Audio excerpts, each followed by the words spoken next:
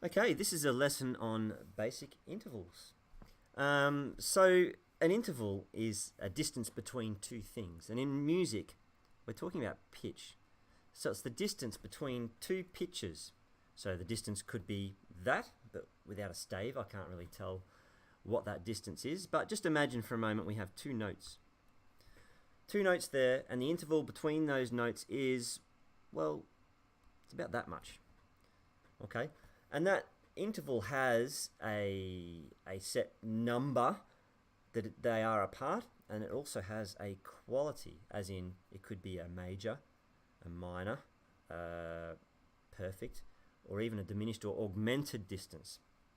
We're going to focus on major intervals for this lesson. So I want you to imagine there's a scale, in this case C major scale. And then imagine that we have kept the C along the bottom as you go up the scale, like I've got pictured here. Our first interval, which is actually not drawn up there, would be called a unison. Now if I draw that in, imagine there's two C's right next to each other. Now I know that's not drawn particularly well, but you can see that there's a C right next to the other C. That interval is called a perfect unison. So perfect unison. And they are the same note. So the interval, the distance between them, is essentially nothing, although uni meaning one, in intervals you think of it as one. So it's perfectly one. Now the next one, we actually have to count. And the trick with counting up is when you count the distance of your interval, you have to include the first note. So we count 1, and then the next spot on the stave above is the space, and that's 2. So we have a second. And the way to start teaching this, though it's not strictly true, just keep that in the back of your mind, because that interval is in the major scale, we have a major second. But there is a word of caution within that, because the minor scale also has a major second. A bit strange, I'm not going to go into that in this lesson. This interval in the major scale is a major second. The next one we have, if we count up, obviously 1 there, 2 in the space, and then our third spot is on the E. So it's a third, and because we're in the major scale, it happens to be a major third. The next interval we have is actually called perfect. Now I have heard various explanations of why intervals are called perfect. But one way of, I suppose, helping you remember that it's perfect is to think of it like this. Our perfect intervals, which are here, here, here, and here, those intervals, or those top notes, if you like, all exist in both the major scale and the minor scale. So that's one handy little tip, although with a lot of things in music there's an exception, as I stated before.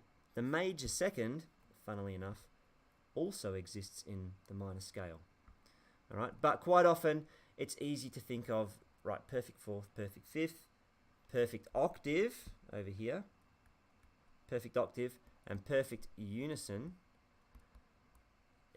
all exist in both the minor and major scales. Okay, now that we've got that out of the way, we're looking at this interval here, which is perfect, and if you count those notes up, 1, 2, 3, 4, it's a perfect fourth. Okay, the next one, I've already told you it's perfect. It's going to be a perfect fifth. 1, 2, 3, 4, 5. In your exam, I'm writing a P there for short. In your exam, I do suggest that you write the full thing, just to be safe. Perfect fifth. Then you know that any examiner that's going to see that is going to mark it correct, which is useful. The next one is not perfect. 1, 2, 3, 4, 5, 6. It is a sixth. We're in the major scale, so that is a major sixth. Okay. The next one, 7. 1, 2, 3, 4, 5, 6, 7. We know it's the 7th.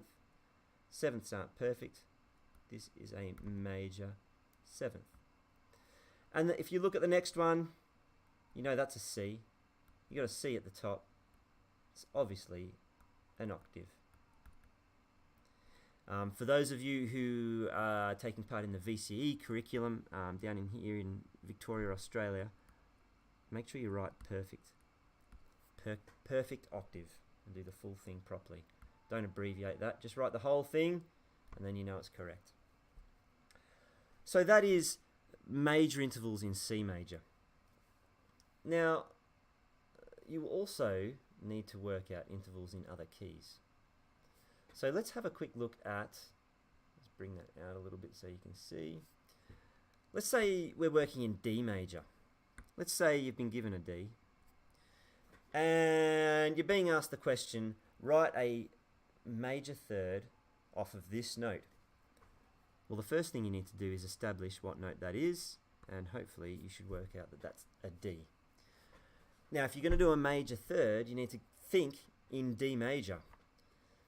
If we look at our circle of fifths, D major is over here, and it has 2 sharps. And if you use your saying, you'll need to learn one of these sayings. My students learn fish can't get drunk after eating bait. But there are many different sayings, and the ones that work backwards are really useful, because bait eat after drunk doesn't really make any sense. Another one is Father Charles goes down and ends battle, which can be said backwards. Battle ends and down goes Father Charles. When we have sharps, our sharps work in this direction. So if we have 2 sharps, those sharps will be F and C. And they go in where the F note would be and where the C note would be. So we have an F sharp and a C sharp. Now when you're asked to write an interval, use the number first. So we were asked for a major third. So do the number first. 1, 2, 3.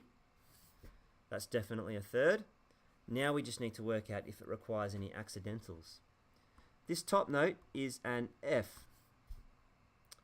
In D major, we have an F sharp. Because that note is F, we need to put a sharp in front of it, and now we have a major third. Let's try another one. Let's say we have a question, we're given this note, and we're asked to write a, let's go for a 7th. Major 7th. We're being asked for a major 7th. We look at the bottom note. We go, well, that's A. We count the number up.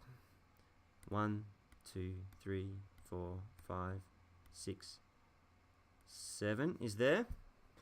That happens to be a G. We look at our circle of fifths and we find that A is down here. And it has 3 sharps. So, Father Charles goes. We only need the 3. So A major would have an F, a C, and a G sharp. You don't actually have to write the key signature, by the way. You can just do the accidental. But I'm just doing that for demonstration's sake. You can see straight away doing it this way that this sharp is going to impact on that G. So if you're just going to do an accidental, you do a sharp in front of the G. And now we have our major 7th. Job done. Alright, let's rub that out. We'll do one more. Let's use the other side now. Let's say we're given this note here.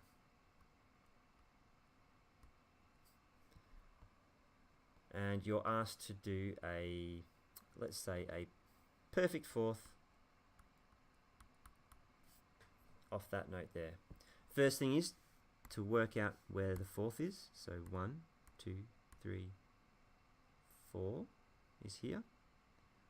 We know we've got a B flat there. And this note here is an E. Let's find B flat on our circle of fifths. There it is. It has 2 flats.